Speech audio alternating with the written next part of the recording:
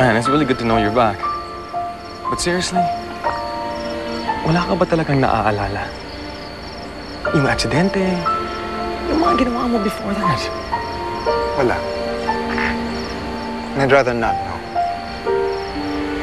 Because it seems hindi ako naging mabuting asawa kay Stella.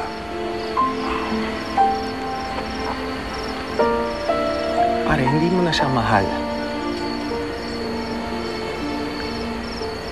Alam mo, earlier today, niyaya niya akong magbakasyon out of town. Alam ko na kung bakit. Dahil hindi niyo ako titigilan hanggat hindi bumabalik yung memory ko. Salamat sa pagbisita sa akin, Luke. Pero pwede ka nang umalis.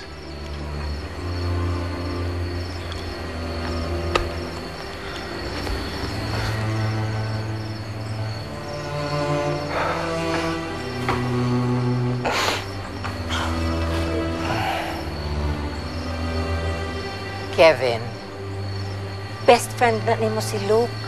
He's just trying to help you remember. I don't need him. Mahal ko si Stella, that's all I need to know. Kung meron akong dapat maalala na magpapahiwalay sa amin, I'd rather not know. Okay? I hate to sound like a pirated CD, but I need to remind you that the day of the accident, paalis ka nun para iwan si Stella. Mahal ko si Stella. Ba't niyo bang pilit na pinapaalala sa akin ang isang bagay na kahit sa panaginip ko hindi ko makakayang gawin? Tinutulungan na nga kita, ako pa sisigawan mo. Kevin, I am still your mother.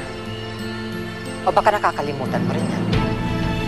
Tulad ng pagkalimot mo na hindi mo na mahal si Stella, that's why you were leaving her. Daddy, hindi mo na mahal si Mami?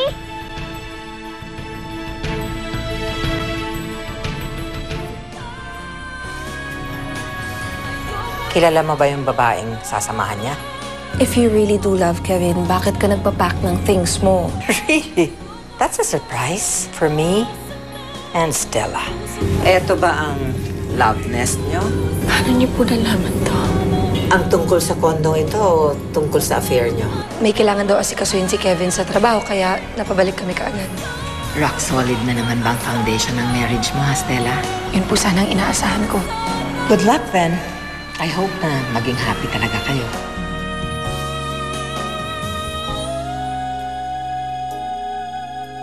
Ayoko na sana